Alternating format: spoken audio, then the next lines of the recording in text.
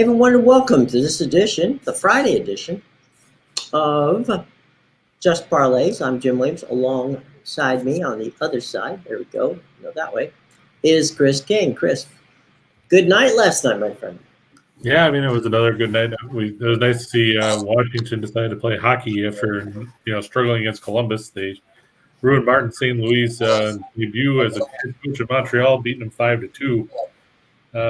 Pittsburgh won. We said Boston was going to have a tough time with Carolina after losing Marchand and Bergeron. They didn't even show up. They got beat 6-0. Right. So rough night for them. Good night for us.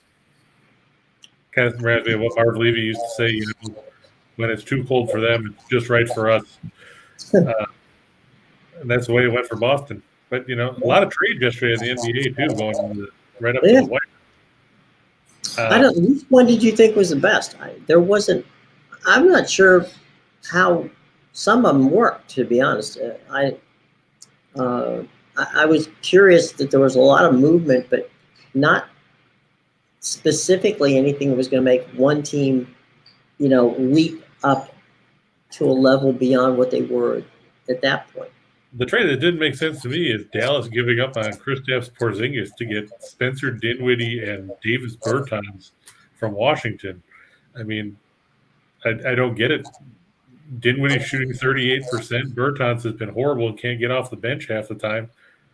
And you're trading away a 7'3" guy that can shoot from the outside and when he's healthy is a double-double threat almost every night for two guys named Mo. Yeah, they're fringe players. I mean, Dinwiddie, he can distribute, he can score and stuff like that, but is that how you want to surround Luka Doncic, is with a bunch of, role players? Yeah, basically. I mean, I know Doncic had a big night last night. He went for 51 in the win over the Clippers, but can he sustain that over a long period? I don't think so. And, I mean, Tim Hardaway's out for them with that broken foot. So you're going to rely on Dinwiddie and Bertans to contribute. If they can't, what does that do for Dallas? I don't think it does much for Dallas, to be honest. And it's one of those head scratchers.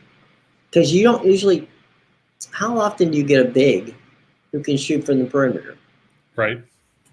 I mean, I don't know. I got nothing. I can't tell you. On the flip side, you got the Lakers who did nothing. Right. There was talk they were going to try to trade Russell Westbrook to get John Wall, but they didn't want to give up their 2027 first-round pick because apparently that's the next one they can trade. Right. So now they're still stuck with the same lousy team that they had going into the trade deadline, a team that lost to Milwaukee, then they lost to Portland. I mean, they did nothing. They're going to have to scour the buyout market and hope they can get somebody. But who wants to go there right now? I don't know. I don't think people are lining up in the queue to get there. So, again, you're right. The Lakers not doing anything after I pretty much for 2 days said that I was looking for the Lakers to pull the trigger on some deal. You were skeptical. I'll be honest. It's true. You were skeptical because you were talking about the fact that, they were maxed out from a cap standpoint and above it. Well, think about how much money you'd have to get back if you tried to deal Westbrook. I mean, you're talking, I think with a trade kicker, his contract goes up to $47 million or something like that. Yeah. For a guy that's not doing anything. That is not a good thing. However, there is a good thing. And that's why we're here for you, folks. We're here to give you good things. And the good thing is our friends at Caesar Sportsbook, okay? Now, what Caesar Sportsbook is going to do is they have a brand new offer only for the mobile app. If you're a first-time user and you're a fan of Winners and Whiners, why wouldn't you be, right? We're here for you every day. All new signups will get a match of their first deposit with a free bet up to $1,500 when you deposit at least $50 and use the promo code, which is Winners, spelled a little differently. You can see it on the screen below. It's also in our show box. Okay, so the deal is that, look, The great thing about Caesars Sportsbook is that it also gives you Caesars rewards. Okay, so you get a double deal in that one. In this case, if you're a first-time user, download the app to your phone. You get it at the App Store. If you have an iPhone, you can get it at the Android store. If you have an Android phone, so easily accessible, download it, put in $50 as your first deposit, and you're going to get a free bet up to $1,500 when you deposit that $50 and use the very important promo code WINNERS, which is, we said right there, scrolls by and tells us exactly how to spell that. Okay, it's really winner with the stock moniker for Caesars on it. So there you go. All right, cool. So today, Chris, my friend, Evan Weiner, friend of the show, is going to come on and talk a little bit about the history of Super Bowl. Unfortunately, he had a last-minute thing that had to be done. We all know that kind of things happen. So I will help you and help fans out there real quick understand the Super Bowl, the first one, 1967 Super Bowl, which was played in Los Angeles at the Coliseum, of course, was the Green Bay Packers and the Kansas City Chiefs, two of the most colorful coaches of all time, Vince Lombardi, and, of course, Hank Stram for the Kansas City Chiefs. Now, story told to me by Steve Sable many, many years ago was that after, if you remember, that was the year that Dallas won, what in essence Dallas. Green Bay beat Dallas in what many referred to as the ice bowl, or pick your adjective for cold, and that was what they did with it, right? After the game, and gives you an idea how casual things were back in the day. After the game, Vince Lombardi actually used to walk back and forth from his home to Lambeau Field. And it didn't matter whether it was snow, it didn't matter what it was like outside. Vince liked to walk to the stadium. So after the game, he invited Steve and Ed, Steve's dad, the Sables, back to his house for lunch. A belated lunch or early supper, whatever you want to call it. And of course, it was right after Christmas. And Vince, the guys went downstairs after lunch and went downstairs into the basement where they had a little bit of a rec room going on down there. And Vince wanted to show off his new putting skills. During the course of that time, he told the Sables, I don't know why we're even going to play this stupid game out in California. We just won the championship. Now we have to go out and do this stupid, situation for, play the game against Kansas City. The game was not a sellout. Best ticket in the building cost you $22. Cheapest ticket in the building cost you $5. It was aired on both CBS, which had Ray Scott, Pat Summerall, and Frank Gifford. Gifford and Summerall basically worked the sidelines. They did a 15-minute pregame show, which gives you an idea how things have changed in that regard.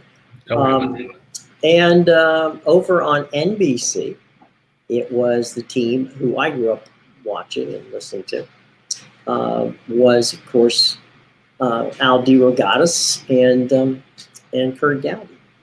So on the CBS side, Ray Scott and Frank Gifford, with Summerall doing the sidelines. No sidelines on NBC.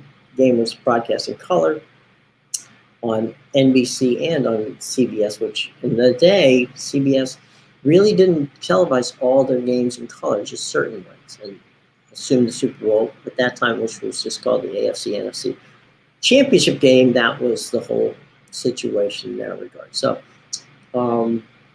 that's how it got started. There's also the urban myth of who actually came up with the name Super Bowl. All right. Now, Pete Rozelle, who was the commissioner of the NFL at that time, was trying to come up with a name.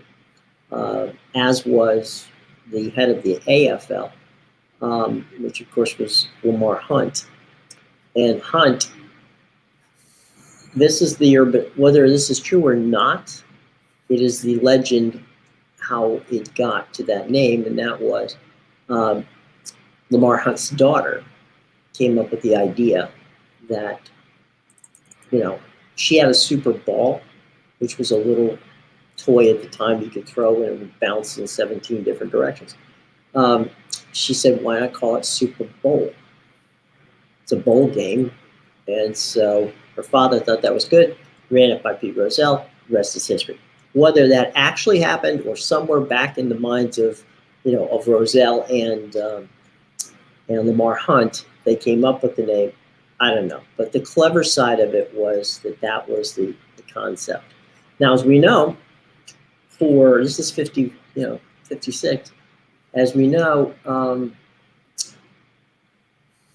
last year was the first time a team hosted the game in their own town and also won the game in their own hometown. Now we have a chance 2 years in a row for the same thing to happen, where a team hosts and a team wins. So after 5 years of not happening, all of a sudden we get it back to back. Sorry? And interestingly enough, Matthew Stafford has a chance to become the third quarterback in Super Bowl history to win the title in his first year with a new team. Mm-hmm. Who knows who the other two are?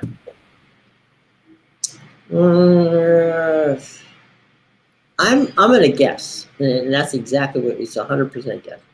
You say the first time they're with the team. That's going to be the third. He could be the third quarterback to win in his first year with the Super Bowl in his first year with a new team.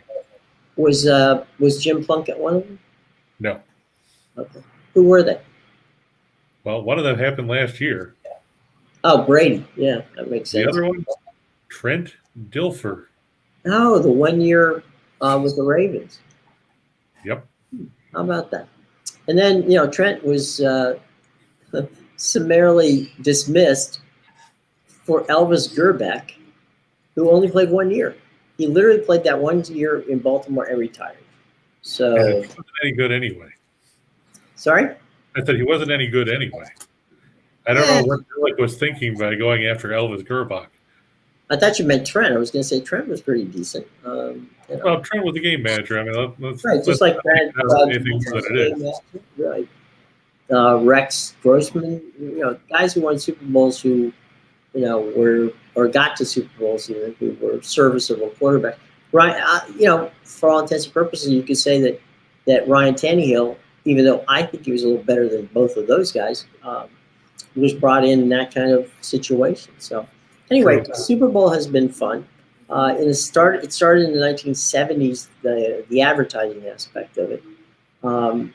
It wasn't until the 1980s before that we got what we now see as a Super Bowl extravaganza halftime show, where in essence, that actually is a show that is put on by NFL Entertainment. It's a separate entity. It's a separate remote truck and crew, and everything is different from just the game itself. This is a concert, and it's produced as such. And this year it's going to be basically an homage to rap. So we'll see that coming up. But usually when the halftime show comes around, it means that I can go get a snack, because I haven't seen a good halftime show, in my opinion, since 2010 when the Who were there. That was pretty good. Favorite Super Bowl commercial? Do you have a couple that stand out? I always liked the Bud Bowls. Those were always entertaining. Yeah, the Bud Bowls were fun. Like the freezer. Yeah. In the freezer. Yeah. Of course, the one that everybody people talk about for years and years was the Coca-Cola commercial with Joe Green, where he tossed the jersey to the kid. The kid gave him his Coca-Cola. There's been some pretty. There was the first Apple commercial, which was very freaky. You had all of these. It was all shot in black and white. It was very cinematic and all that crazy. And of course, it wouldn't be a Super Bowl without the Clydesdales. True. from Anheuser-Busch. So, there's been some fun ones, and there's going to be some fun ones this year as well. Now, the Snickers commercials with Betty White and Abe Vigoda were funny, too. Yeah, they were good. The one, the Volkswagen commercial where the kid was wearing the Darth Vader helmet and his father was flipping the lights on and off from the kitchen, watching out the windows, trying to see how this kid was freaking out because he could make the lights go on and off with his hands. Talking about the Budweiser with the James, buddy. Hey, James, why don't you be the first one to hit like and subscribe? We would greatly appreciate that, along with everybody else out there. Do you guys have a favorite Super Bowl commercial or favorite Super Bowl memory? Let us know. We're always here to figure that out. I'll tell you my least favorite Super Bowl memory, and that was Super Bowl 25. I was there. So I can blame you for what happened. No, I'll tell you what. My theory in this is if Scott Norwood takes and makes that field goal, okay, then we do not have to put up with the craziness that was the legend of Bill Parcells. I mean, Bill wouldn't have to put up with Jimmy Johnson either. Well, Jimmy had nothing to do with that one. No, but I mean, he came afterwards. Yeah, I can't throw shade on Jimmy. Jimmy was always good to me. I did games for the University of Miami, and Jimmy was there and was very helpful. But he didn't do anything for me. That's true. That is true. He didn't. But that game was it wasn't a particularly good game to watch because it was kind of choppy, but it was the first one that wasn't particularly a blowout, and it was one of the first ones that was decided by either missing or making a field goal. Was it Super Bowl? Yeah, Super Bowl 5 in Miami. Was the O'Brien kick, and Super Bowl. Ernie Corsi, who for many years was the PR guy for the Baltimore Colts, and then moved up the chain to an assistant general manager, and then went with George Young to the Giants, where they built the team that made Parcells famous. Ernie Corsi was lamenting on the day that Super Bowl 5 was being held that he was on the field during pre-games, which is often what a PR person was doing.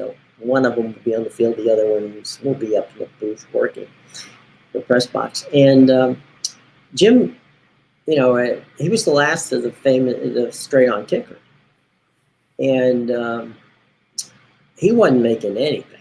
I mean, he hit everything but hit the crossbar. I mean, the joke was, he's basically kicking the dirt. He wasn't hitting the ball properly.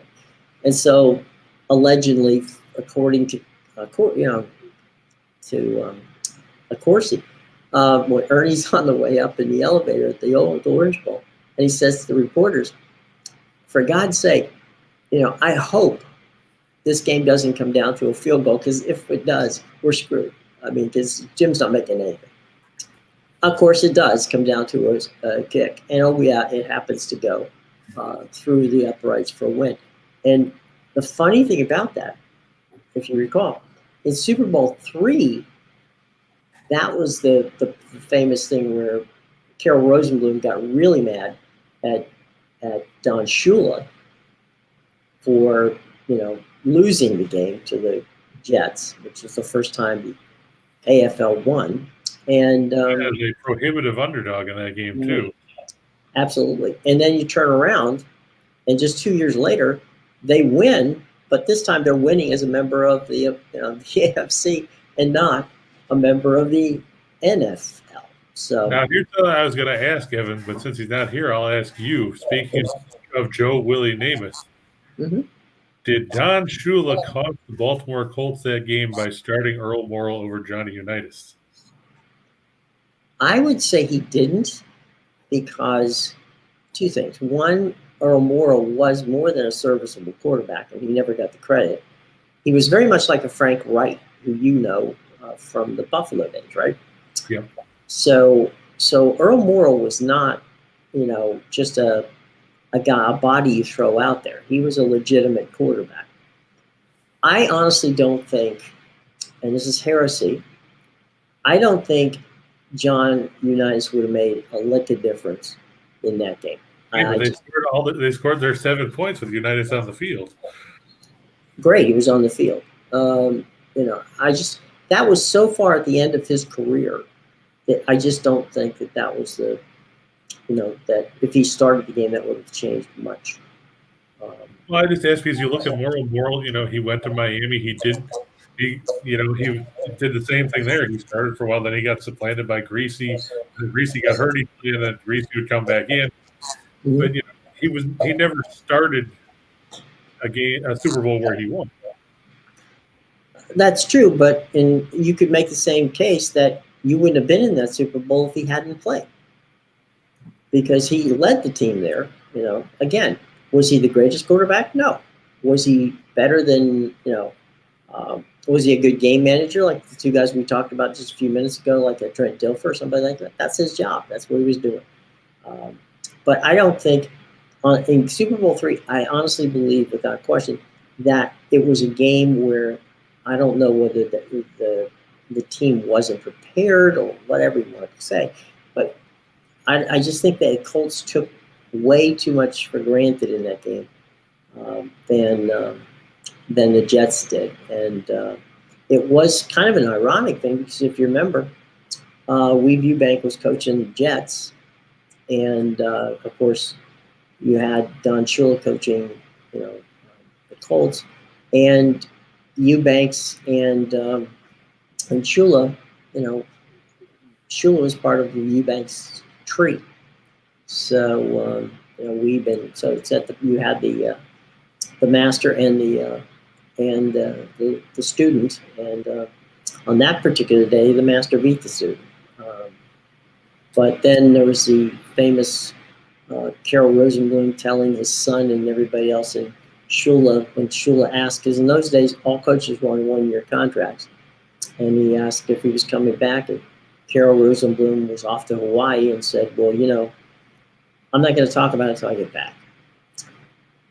Joe Robbie calls and asks if Shula, wants the job in Miami.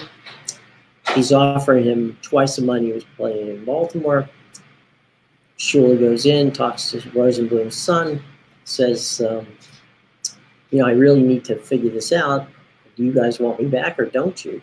And the son said, hey, my father told you that we're not talking anything until he gets back. So Carol Rosenblum finds out by picking up the newspaper in Hawaii that Don Shula was now the head coach of the Miami Dolphins. The rest is history. So there you go. We got some fun stuff to talk about here. Let's jump into it.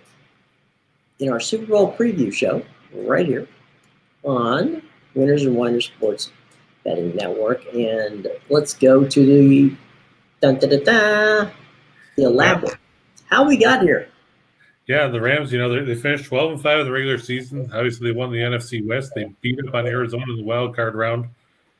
We watched them blow that 27-3 lead against Tampa Bay before they rallied to kick the game-winning field goal as time expired, thanks to Cooper Kupp catching that 44-yard pass.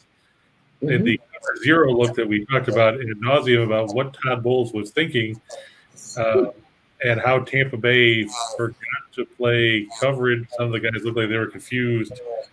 Levante David basically stood there and watched Cooper Kupp run by. Right. So am I supposed to cover that guy? And then, of course, after that, the Rams got to go back home. They were down 17-7 after 3 quarters against the 49ers. They scored 13 points in the fourth quarter to beat them 20-17.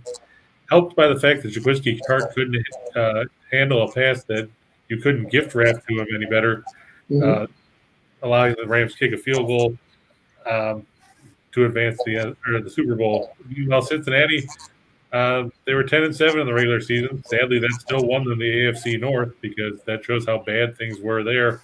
As Cleveland fell off a cliff, Baltimore fell apart in the second half of the season, and Pittsburgh was Pittsburgh. The Bengals beat the Raiders 26-19 in the wild card. Everybody remembers the questionable touchdown pass to Tyler Boyd where there's the inadvertent whistle that then the official tried to say, we didn't blow a whistle, even though you could hear it on the replays. Dogs around the stadium heard it. Yeah, I don't even remember what their excuse was after that. I just knew that they weren't officiating any more games. I know we talked to Bill Bender about it. Right. Then they went on to beat Tennessee 19-16 in the divisional round.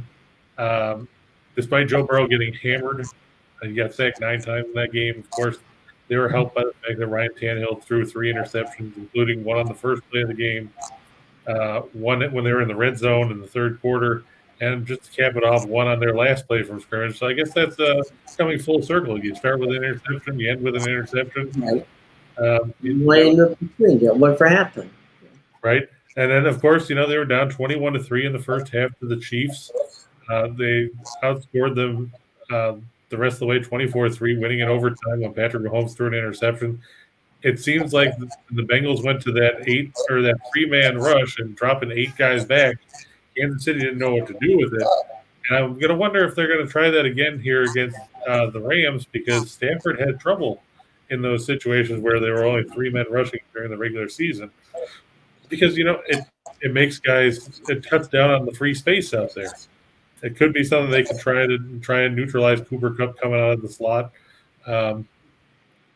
But can they afford to give Stafford that much time? Because, as you know, Cincinnati wasn't necessarily the greatest pass rushing team in the league. No.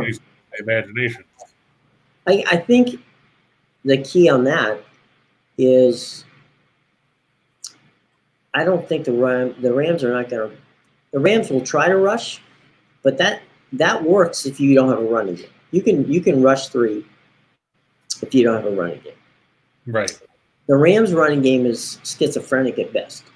So they may try it, and they may try to disguise it, and they may try to, make it look like they're going to have 4 or 5 guys up on the line of scrimmage, and at the last second drop it. The problem with that is just what you just said, and that's Matt Stafford. There's very few defensive situations that Stafford has not seen before. So that gives him an advantage on that. But my question to you is, the Bengals run the offense like so many teams do now, where the quarterback is never under center. Right. If you've got the edge rushers that the Rams have, and they do have 2 of the best, and then of course they got Aaron Donald, does it make more sense for you literally to come up to the line of scrimmage and go from there, not giving the edge rushers time to get to potentially to Joe Burrow?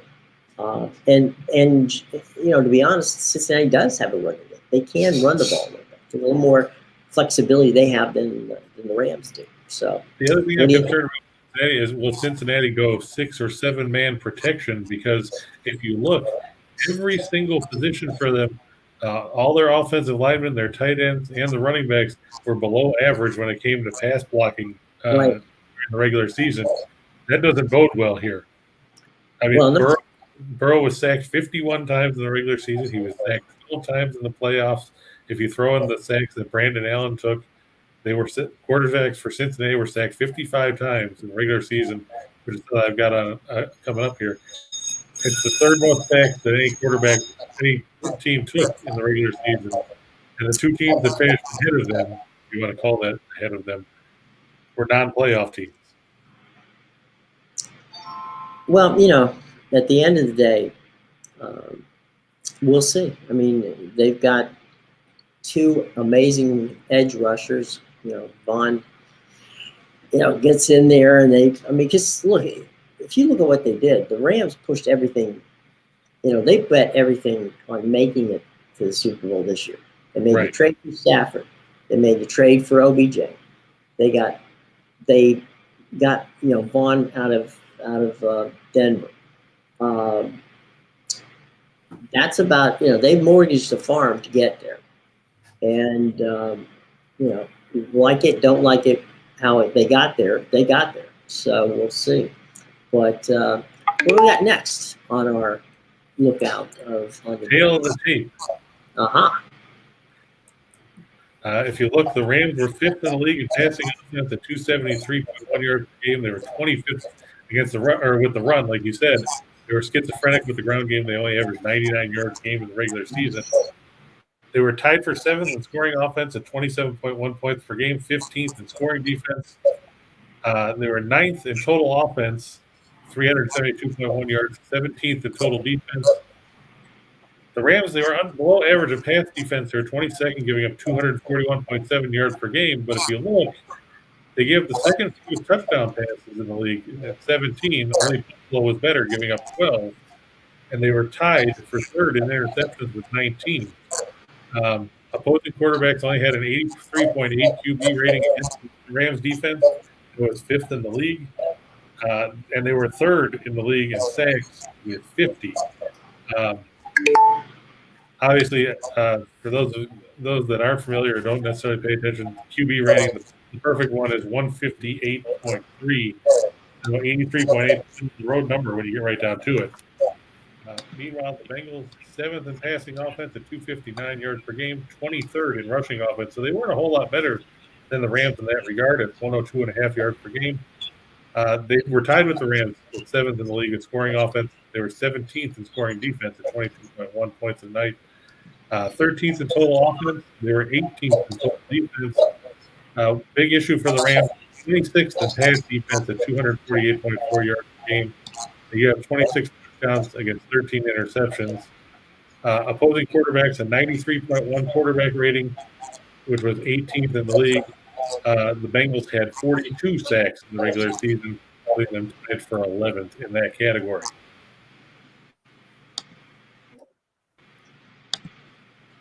Well, if you look at all that, the key statistics, the funny thing about Super Bowls is that the weirdness happens, right? There's always something that a team has done all year long, and you wonder, why are they getting away from what got them here suddenly and starting to play a different style of football? I don't think that either of these teams can get away from what got them here, because I think with the Rams, it's passing. That's what got them here. The Bengals, it's basically, to be honest, they play, like we talked about the 49ers, they play ugly football, and they try to keep the score low. Their defense is woefully underappreciated, I think. But Joe Burrow just keeps, doesn't matter if he gets sacked 9 times, he gets up and he keeps moving on. So I know that there's a lot of the country who's jumped on the I love Cincinnati Bengals because they're, the underdog. But to me, I don't know talent-wise if they can match up with the Rams. Yeah, that's going to be the big issue for them. Like I said, sure, Burrow got back up against Tennessee, but can he get back up if he keeps getting crumpled by this defensive line of the Rams? If he doesn't have time to throw, the Bengals are going to be in trouble because, like you said, that's their bread and butter. Jamar Chase, T. Higgins, Tyler Boyd. Mixon's going to have a tough time running the ball against that front 7 as well, unless they hit a bunch of big pass plays early on, which is going to make them one-dimensional. And unless they one-dimensional against the Los Angeles Rams. Yeah. The key, I think, for the Rams in winning this game is if they can get Matt Stafford enough time, because the secondary of the Bengals isn't bad, but it's not great. Now, the same can be said. Actually, the same cannot be said about the Rams. The Rams' defense secondary is horrible. I mean, they literally pulled Eric Weddle off retirement line to put him in as a safety. So, well, on the side, though, they are supposed to have Taylor Rapp back. He's missed the entire postseason with a concussion, but he's supposed to be back and playing Sunday. So that'll be helpful. Whether he pairs alongside Weddle or if he replaces Weddle and they leave Weddle as like a big nickel or something like that remains to be seen. But having Rapp back will be a big boost for the Rams secondary.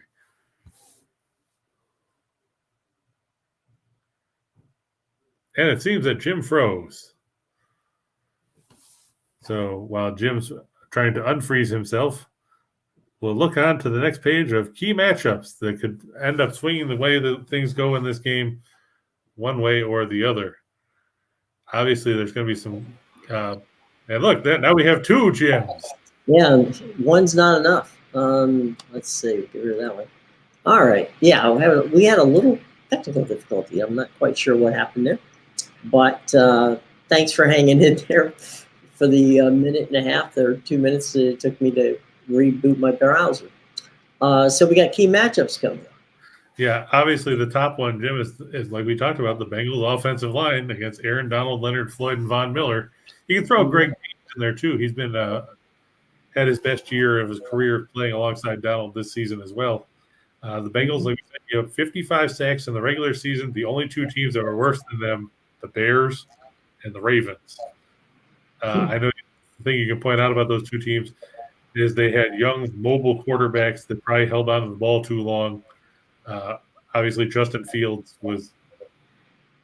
had some growing pains in his rookie season. And Lamar Jackson is Lamar Jackson, and then when he got hurt, Tyler Huntley stepped in.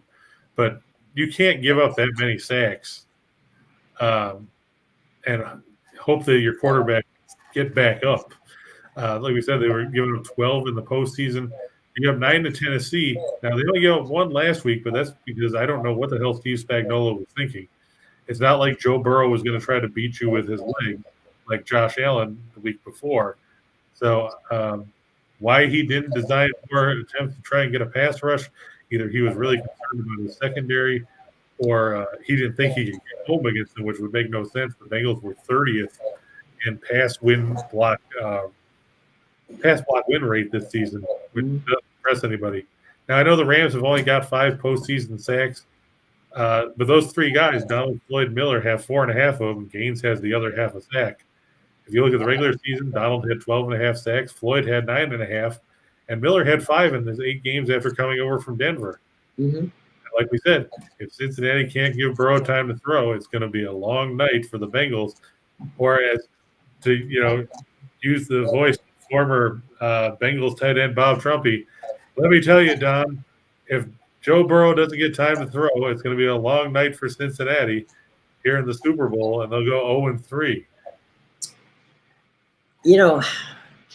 I like the next one. It's Hilton against Cooper Kupp, who, by the way, got 1 vote for most valuable player, as Aaron Rodgers, I think, Aaron Rodgers got 39 of the 50 votes. Brady got 10, and Cooper Kupp got the 1, final vote out there. Well, we know that Hub Arkush did not vote for Aaron Rodgers, so you know that much. Yeah. Maybe that's the one who got the Cooper Kupp, vote. Although, frankly, I thought Cooper Kupp was worthy of a lot more than 1 vote. True. Me. So yeah, that's going to be an interesting matchup. Yeah, I mean, Hilton is their slot corner. I mean, so he's going to be locked up on Kupp a lot because Kupp makes most of his catches out of the slot in that system because you've got Van Jefferson and OBJ on the outside. We know Kupp led the league in receptions, receiving yards, and receiving scores. Hilton gave up 61 catches on 85 targets for 653 yards and 4 touchdowns. He only had 2 interceptions. Opposing quarterbacks posted a QB rating of just under 100 against him. If Hilton can't contain Kupp and at least keep him in check to some extent, I mean, let's face it, you're not going to keep Kupp off the stat sheet. There's no way in hell. Right. But you can't let him go off and catch 10, 12 balls for 150 yards, or Cincinnati has no prayer because if you can't cover him, how are you going to cover Beckham and Jefferson and It doesn't sound like Higbee is going to play. It'll be Kendall Blanton at tight end. But hey, we saw Blanton put up some big numbers against the 49ers in the NFC title game. There's a lot of weapons in that team. And factor it in the run game, too. They're supposed to have Darrell Henderson back for this one, which just makes cutting into Cam Akers' numbers all that more impressive. You know, speaking of Cooper Kupp, and you talked earlier about Steve Tasker, okay? Guys like Steve Tasker, Cooper Kupp, I'm trying to think of, the guy that, I'm blanking on the guy from New England that spent so many years. Sorry? Walker, yeah. Wes Walker. Those possession receivers that, OBJ is going to always be the guy who's running outside the numbers, right? But Cooper Kupp, what's been amazing to me about him is this is a kid who, just runs perfect routes. Right. And that's rare. And then not only is he good at that, he can improvise. If he looks over and sees that Matt Stafford's in trouble, he breaks a route off. And, he almost has this second sense like Walker did. And the relationship between Jim and Tasker in Buffalo, where they know so much about their own quarterback that they're going to do whatever they can to get open.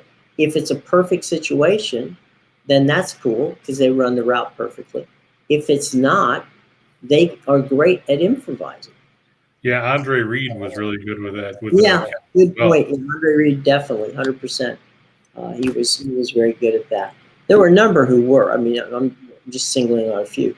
But, those were the guys who could do it. And, for the position, as you say, slot receiver, Cooper Kupp is incredibly fast. True. So you got that as well. 75-yard touchdown or something against Tampa Bay. Yeah, I remember that.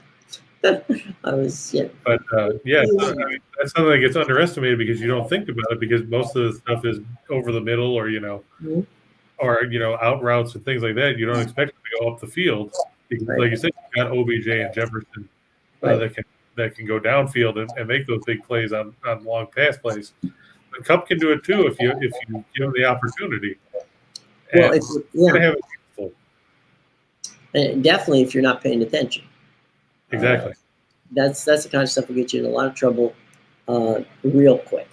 So, I mean, that's, I guess, why he got this one vote for MVP. But, yeah, I mean, I think a lot of people who watch football don't really appreciate what a good slot receiver can do for you. I mean, in all those in the time Pittsburgh was doing so well, you had Hines Ward. Yep. You had those kind of guys. So, I think Cooper Kupp, if nothing else, has brought back the understanding that a guy like a Cooper Kupp, a Wes Walker, as I said before, Hines Ward, all those guys, Tasker, precise route runners who are smart enough and capable enough to be on the same page with the quarterback to break it off if they need to. And definitely going to be a good I'm glad you picked that matchup. I think that's going to be a good matchup. All right, so from we got more matchups on the next page here.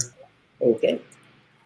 And one of them is going to be Jalen Ramsey against Jamar Chase. I mean, you have to figure Ramsey's been lobbying to be the shadow on Chase since this matchup came out. Chase had a good rookie year, 81 catches, 1,455 yards, 13 touchdowns. Mm-hmm. He's got catches for 279 yards and a score in the playoffs. He's already got more receiving yards in the postseason than any rookie in the history of the league. Mm-hmm. Now, Ramsey, he allowed 58 catches on 98 targets for 624 yards with 3 touchdowns, but he also picked off 4 passes, had 16 pass breakups, 1 forced fumble, and a fumble recovery. Opposing quarterbacks had a 71.1 rating throwing at him this year. Mm-hmm. Now, just remember, if you throw an incomplete pass and it's the only pass you throw, your rating is 39.6. Right. So We're not talking about you're having a great day if you're shooting at Jalen Ramsey. And it's going to be interesting. The highest shadow percentage that Ramsey had came in the division round when he shadowed Mike Evans. So will we see McVay implement that here? It wouldn't be a bad decision, but you're going to have to find a way to make sure that you can also make sure that T. Higgins, Tyler Boyd, and those guys are covered. Right.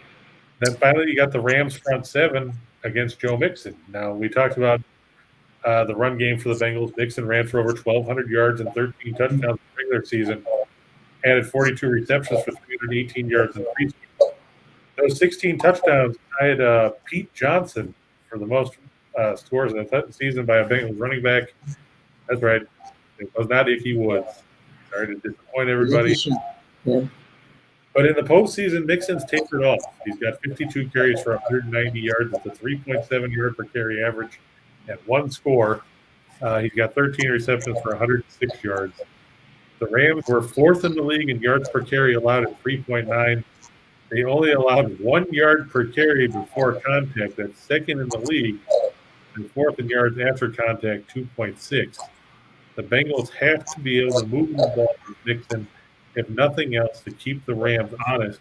Because if you've got those guys, like we talked about Miller, Donald, and all those guys, with their ears pinned back, knowing that you've got to throw, it's not going to be a pretty sight for that Bengals offensive line. No, it's not going to be fun. That's for sure. The other thing that we were looking at here, Matthew Stafford versus the wonderful Joe Burrow from LSU. I don't know why. It's funny how people have gravitated to Joe Burrow, and it's almost like if you look at that team, right? They come in, they couldn't be cooler, they couldn't be less intimidated, and then you've got the Rams, who are playing like they're the underdog. I mean, they're always on the defense from a standpoint of the press release, the press stuff that's been done. Aaron Donald heaping praise on the Bengals as if they don't belong in the same building with them. And Conan O'Brien had a great line the other day. He said that he hoped that Rams fans traveled to the game. He would hope that they would go out and support their team. I mean, they played in that game against the 49ers. The two games they played against the 49ers, the one during the regular season, the last one during the regular season, and then in the playoffs, where you didn't know whether you were playing at Levi Stadium up in San Francisco Bay Area, or you're playing in at SoFi. So of course, when it comes to Super Bowl, there are very few fans who are traditional fans. I mean, that the amount of tickets that are sold at a corporate level, and there's a lot less of the traditional fan in the building. But we'll see. We'll see how that goes from that standpoint. Out of Stan Kroenke's field, which, by the way, a lot of controversy about this. Technically, it is not a dome. All right, I get that. It's not a dome. And the reason is, if you look at the structure, the stadium literally sits inside what in essence is a canopy that goes over top of it. Right. And so around the stadium, you can, you're in the elements, whatever that may be. Inside the stadium, you look up, you see a glass ceiling, okay? That's SoFi. So technically, no, it is not a dome stadium. I get it. They were talking about putting a canopy in for the new stadium they're talking about building for the Bills, but that'll never fly because everybody, you saw Ryan Fitzpatrick wearing no shirt in the New England game when it was 5 degrees out. They'll never go for a dome or a canopy or anything like that in Orchard Park. Well, I mean, no, and the other part to this is the weather. I know a lot about Southern California, and I can honestly tell you that without fear of contradiction, that you don't have to worry. You know the old song, "It Never Rains in Southern California"? Well, it does, but it doesn't run that often, and it certainly doesn't rain at a time when it's going to affect the game. So, I'm not sure you need a dome stadium, but hey, it's Cronky's money, not mine. Then there's the follow-up to that song where it always rains in Seattle, so you better have a. That is true. Yeah. Portland is another city where 200 days out of the year rain. So there you go. But 165 days, it just looks like it's going to. Yeah, there's that too. All right, so we've got you put together a little few more prop bets, which you can turn into parlays. So let's take a look at those. Sure. All right.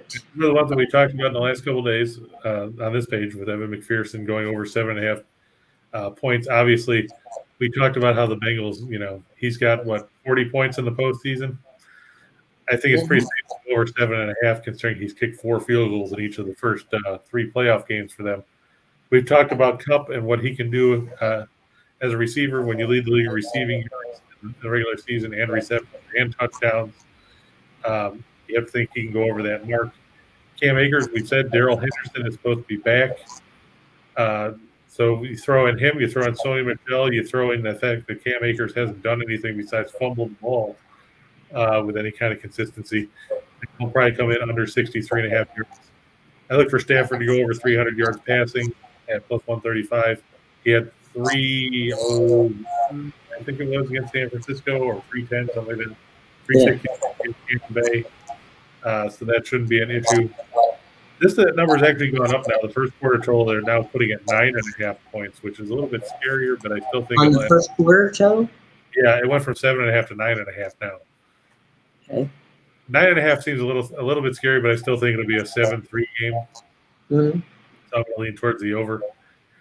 We said McPherson with field goals.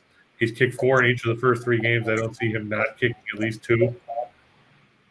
Stafford to throw 3 touchdowns. That's just 3, not 4 or 7 or 52. Right. It's a specific number. Correct. Aaron Donald to go over 4.5 tackles. You have to think he's going to be in the middle of any time that Joe Mixon tries to run between the tackles. He's going to see 99 there. And an interesting story for you about that, Jim, pass rush, we were talking about that. Mm-hmm. Aaron Donald's pass rush win rate when he was double teamed was the same as TJ Watt's for the whole season. Let me ask you a question about Aaron Donald. Does he in any way remind you of the late Reggie White? Or Bruce Smith, someone you to a point, but I mean Donald, he has to deal with so much in the middle with getting double teamed by the guard in the center, or both guards, right? Or guards the center and a tackle. It's like half the time you just got to put the whole freaking offensive line on him, and they still can't block the guy. He reminds me of kind of like the way Carl Eller or Jim Marshall. Going way back to the purple people. Or Olsen or Rosie Greer, those guys where it didn't matter if you put 17 guys on them, they just found a way to get through you anyway. Well, that's what I was saying about Reggie White. I mean, you could put the entire offensive line on him and still think he'd drag him back, and still get the quarterback. Ted Hendricks was another good one. Yeah. But yeah, he does fall in that kind of category because he's basically unblockable. Mm-hmm. So yeah, in that way, he does remind me of White and Smith and those guys. Mm-hmm. I remember Jeff Criswell used to hate lining up across from Bruce Smith. He'd get flagged for 3 or 4 false starts, a couple of holding penalties, and he'd still give up 2 or 3 sacks where he was still coming out of his stance and Smith was already by him and Ken O'Brien's running for his life. Those were entertaining days in Orchard Park, not so much in East Rutherford, but who cares? That wasn't a Jets game. So Cooper Kupp making a first reception. Yeah, I think if the Rams get the ball, they're going to go to Kupp first. Like I said yesterday, if the Bengals get the ball, don't be surprised if Burrow's first pass is a dump off to Joe Mixon, because he's going to be worried about getting his brains knocked out. Right. So that would be. I think Mixon was going up at plus 1,100. I think for the first reception. So if the Bengals get the ball, that'd be the way I would lean on that in that. And then we got some more here. I look for Odell Beckham to score a touchdown anytime during the game. That goes at 140. T. Higgins, I look to score for Cincinnati. I actually like him scoring more than Jamar Chase because I think Ramsey's going to pretty much make that a difficult task. So Higgins at plus 155. I look for the first scoring play to be a field goal because God knows Cincinnati can't score in the red zone. 4 touchdowns, 11 trips in the playoffs. So plus 165 there. I look for the Gatorade color for those of you that are interested in that to be blue. Blue for the last 3 years. That's going at plus 400. I think the favorite right now is orange. But, team colors don't necessarily play a factor in that. Yeah. Because Tampa Bay dumped blue Gatorade last year. Blue in their uniform. And Joe Mixon, if he's going to score a TD, I expect it in the first half at plus 275. We talked about Cooper Kupp coming out. I would avoid to get 5 pitches or more at plus 125.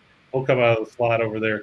He's kind of been the forgotten man in the playoffs for Cincinnati because Higgins and Tate are getting a lot of the targets. But if you got to get rid of the ball quick, you don't have time for those long developed routes down the field. Boyd will be a nice safety valve. I like the outcome of the first single drive to be a field goal attempt. The first offensive play, I don't expect either team to hand the ball off on first down. Like you said, you go with what got you here, and that's throwing the ball. Mm-hmm. I like Stafford to win the MVP because I think the Rams will win by, I'm going to say a touchdown, so 7 to 8 points. That's why I'm over the 7 to 12 range. But that's what I look for in that. It's by all means, if past this prologue, is it too much to ask that we have a good game this time? Because so many of the games in the playoffs have been so compelling. It's just amazing. I mean, we had that one Sunday that was not a good Sunday for either you or me. And that was the Sunday when you can't believe that Matthew Stafford could lead a team to an actual field goal to win with just 45 seconds on the clock. And then 13 seconds in the night game of that on that Sunday, where you're sitting there going, 13 seconds, no problem. We're going to overtime, and we're going to win. I'm sorry, and suddenly you look up and not so fast. So we've had more than our share of entertaining postseason games. Is it too much to ask, I guess, to whether or not we're going to get a good Super Bowl or not? Well, we can always hope, but you never know with these things because, I mean, we talked about we think the Bengals are probably there. They're probably a year ahead of schedule, right?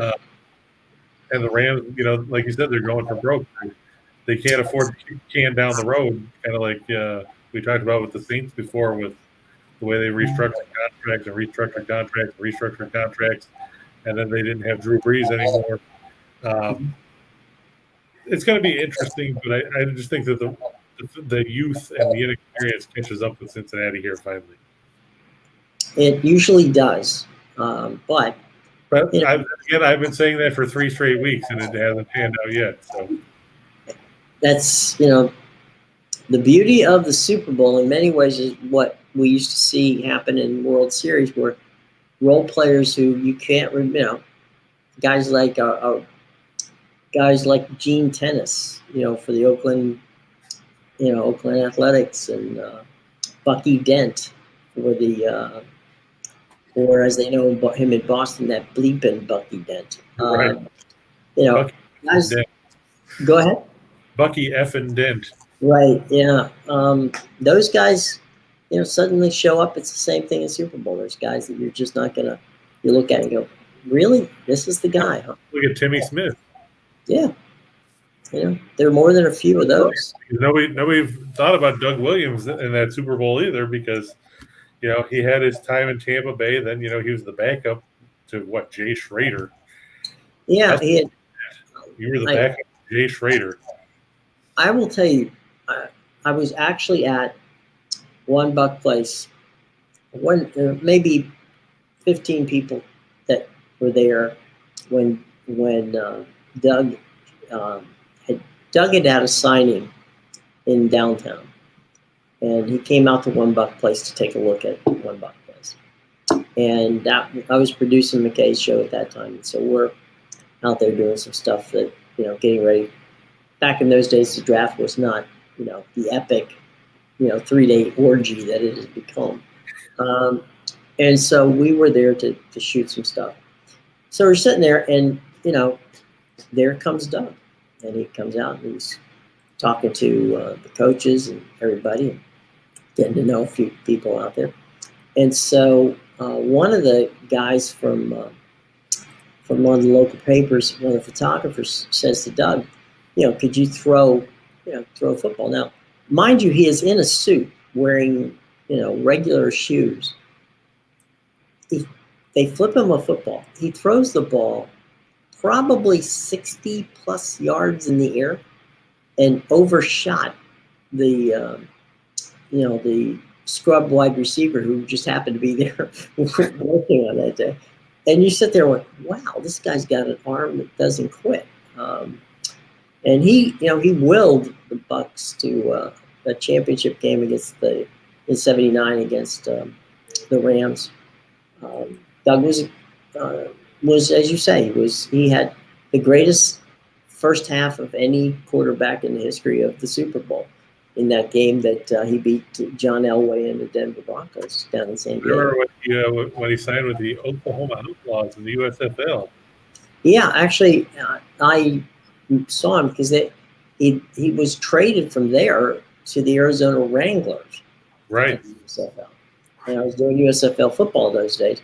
I saw Doug. We, hung out for a few minutes and had some ice cream together because it was 102 degrees and we're getting ready to play a football game. And of course, at 7:30 in the morning. Yeah.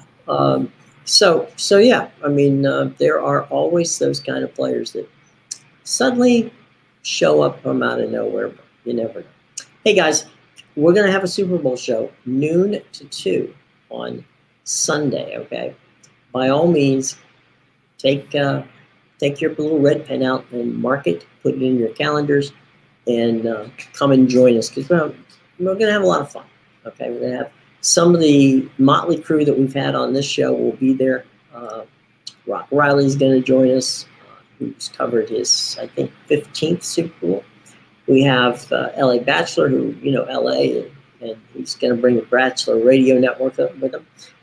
So they'll be asking us questions all day long. And we'll have Ray Kennedy, the congenial one, who last time we spoke to him was sitting in a car on the Intercoastal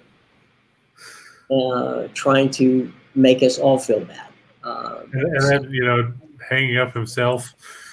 Yeah, hanging up on himself, which is very Ray. So we're going to have some fun, some motley characters. We're going to have some of our buddies from Picks and Parlays who are going to be joining us. So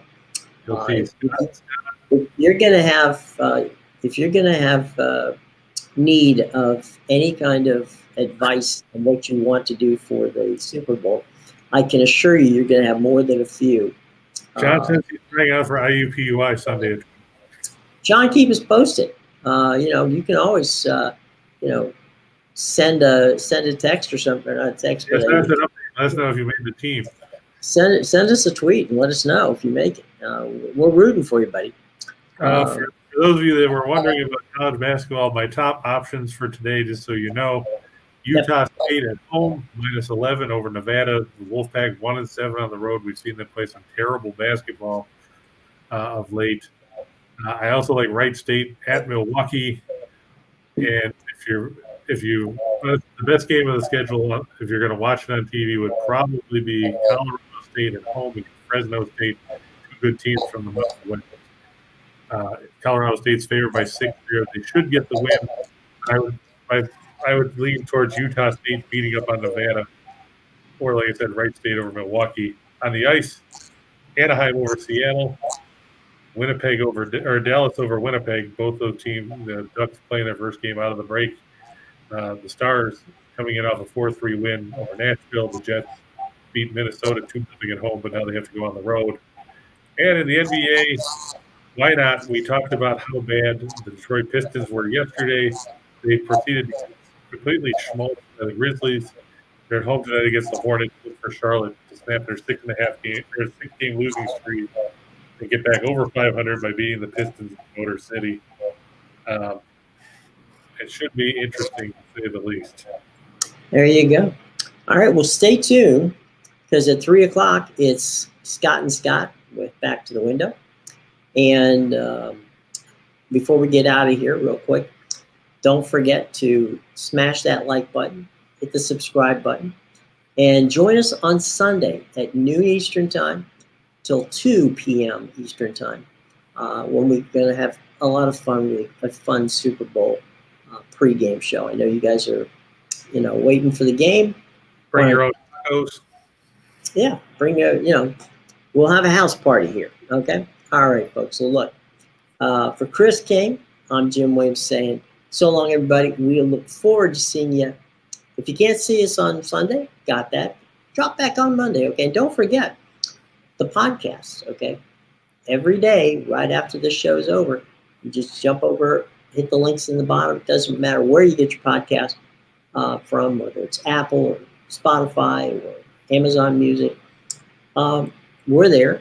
If you have an assistant device like Google or Alexa, just ask them to play Just Parlays with Chris King, and guess what? They'll do it for you. How about that? And so, if you have any questions, you can always find me, and I'll do my best to answer you. On Betting Royalty. Right. Because that's what he is. He's the king. Heavy is the head, heavy is the head that wears the crown. He's got the crown. Or that direction. He's got the crown. So, all right. Guys, have a wonderful, and gals, have a wonderful and safe weekend. We wish you all the best if you're going to wager on the Super Bowl. Good luck for IUPUI, John. Hope it pans out. John, we wish you the best, my friend. We still have a position you're trying out for, but absolutely. All right, well, take care, everybody, and we will see you on either Sunday or Monday, okay? When you come back and look at us talk about Just Parlays. All right, have a great one, folks. Be careful out there.